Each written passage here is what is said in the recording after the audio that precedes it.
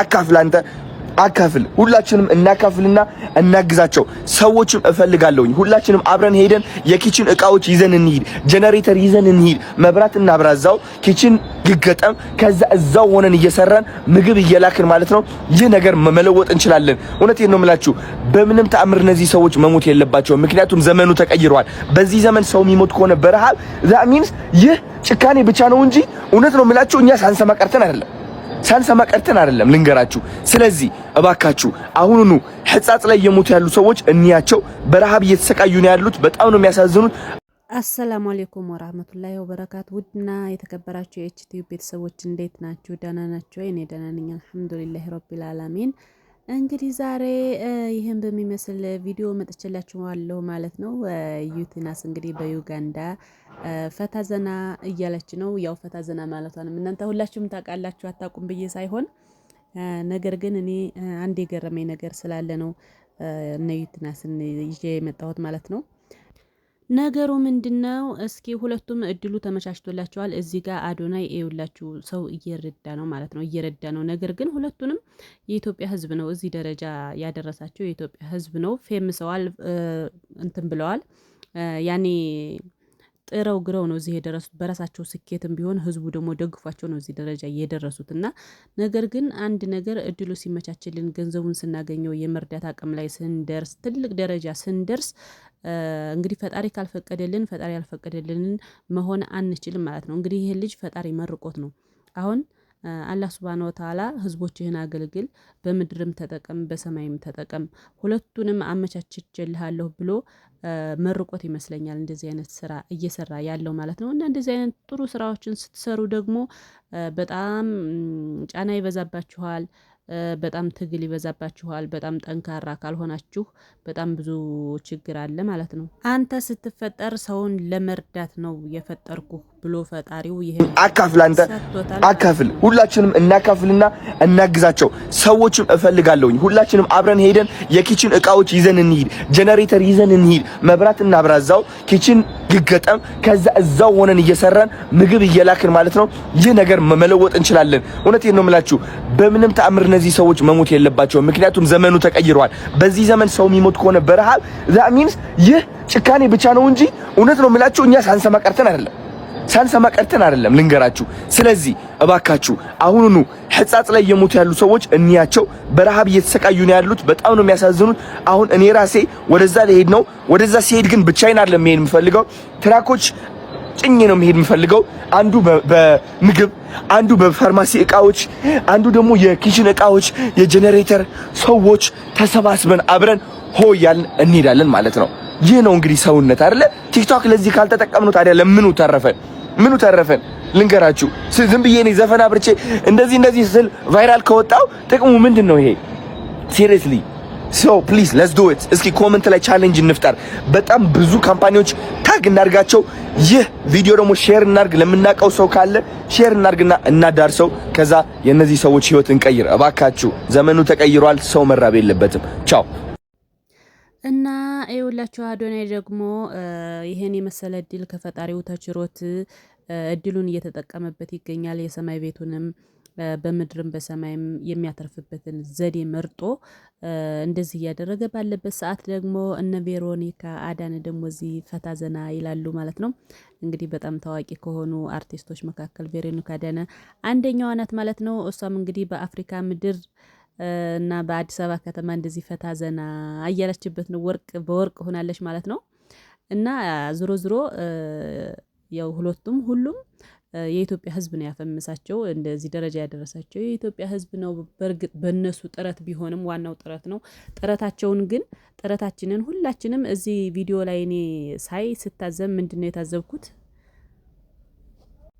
ለምንድነው ጥሩ ስራ የሚሰሩ ሰዎችን ማናበረታታው አሁን ለምሳሌ ዩቲናስም ሁለቱም አዶናይም ዩቲናስም ሁላችሁ ቬሮኒካንም ህዝቡ ነው ዙሮ እዚህ ደረጃ ያደረሳቸው አይደለ ህዝቡ እዚህ ደረጃ ካደረሳቸው ለምንድነው ጥሩ ስራ የሚሰራውን ምንጨፈጭፈው እስኪ ከዚህ ቀጥሎ ያለውን ደግሞ ስለ አዶናይ ምን እንደሚባል ከመጡ የማንላቸው መቼ በቅለው መቼ አደባባይ እንደወጡ ለማሰብ እንኳን ጊዜ ሳይኖረን ሰግጠ ደድበ ታሪክ ስራ ብለው መኪና የሚሸለሙበት ዘመን ላይ ደረስን።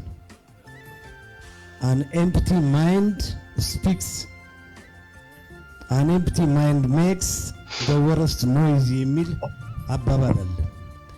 ባዶ አእምሮ ምን ያህል ጫጫታ እንደሚፈጥር እኛ ሀገር አየን። አቶ ሳምሶን ማሞ እንግዲህ ከተደበቀበት እንደ እንሽላሊት ብቅ ብሏል። በነገራችን ላይ ኃጢያት እዚች ምድር ላይ የተሰራች ኃጢያት እዚቹ ምድር ላይ ከፍለን ነው የምንሄደው። አንተ ስለዚህ ልጅ ስታወራ ራስህን ንጹህ አድርገህ እዚች ሀገር ላይ ምንም በደል እንዳልፈጸምክ አድርገህ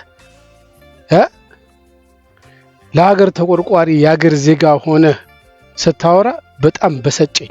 በእውነት ነው የምልህ። ፐርሰናሊ እኔ ስለ ራሴ ነው የምናገረው። ሮያል ክራውን ትዝ ይልሃል? ሮያል ክራውን ማለት የአቶ ኤርሚያስ አመልጋ ካምፓኒ ነበር። ከ1000 በላይ ሰራተኞች ነበሩት። ከነዛ ውስጥ አንዱ እኔ ነኝ።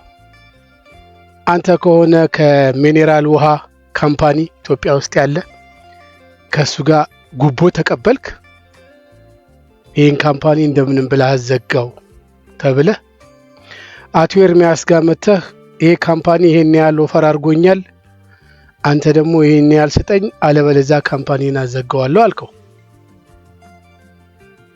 ኤርሚያስ ጉቦ መስጠት አይወድም፣ እምቢ አለ። የሽንት ቤት ውሃ ብለህ ጋዜጣ ላይ አሳተመህ ከ1000 በላይ ሰራተኛ በተንክ። የመጀመሪያ ስራዬ ነበር እኔ ተቀጥሬ እናቴን ልረዳ ደስ ብሎኝ ህልሜን ገና በ4 ወር ነው የቀጨኸው። እኔ ፐርሰናሊ በራሴ ላይ የደረሰውን ነው የምነግር። ካላመናችሁኝ የማይሰበረው የአቶ ኤርሚያስ አመልጋ መጽሐፍ ላይ በስም ተጠቅሶ ተጽፏል። ሂዱና ይሁት። ኤርሚያስም ብዙ ጊዜ ኢንተርቪው ሰጥቶበታል። አንተ ዜጋ ሆነ አንተ ኃላፊነት የሚሰማው ሰው ሆነ ገና በ2 ወር ውስጥ የስንቱን የደሃ እንባ ያበሰን አንድ ፍሬ ልጅ ከየት እንደተዘራ ከየት እንደበቀለ ትላል። ሰው ነው እግዚአብሔር የፈጠረው ሰው፣ ለዛውም ቅን ልብ ያለው ሰው ልጅ ገና የ25 የ26 ዓመት ልጅ የስንቱን ደሃ እንባ ያፈሰሳችሁ፣ ስንቱን ሴት ያስለቀሳችሁ ግፈኞች እናንተም ከእንደገና ሰው ሆናችሁ ከየተደበቃችሁበት ብቅ ትላላችሁ። የወጋ ቢረሳ የተወጋ ረሳ ነው። አንድ ሮያል ክራውን የማዕድን ውሃ ነው፣ ጋዝ ያለው አንደኛ አዲስ አበባ ውስጥ ኮምፒት የሚያደርገው ጠፍቶ ያዘጋው አቶ ሳምሶን ነው። ከ1000 በላይ ሰራተኛ ሜዳ የበተነ አፋሌን ብለህ ታወራለህ። የሚከሳችሁ እኮ አታችሁ ነው እንጂ እናንተ እኮ ወህኔ ቤት መቀመጥ የነበረባችሁ ሰዎች ናችሁ። የተረሳ እየመሰላችሁ ብቅ ትላላችሁ አይደል? ከየስርቻው እናቴን ለመጦር የጓጓሁትን የልጅነት ህልሜን በ4 ወር ቅጭት ያደረከው ክፉ ሰው ነህ አንተ። ተደበቅ። እስኪ እናንተ ደግሞ የታዘባችሁትን በኮሜንት አስቀምጡልኝ።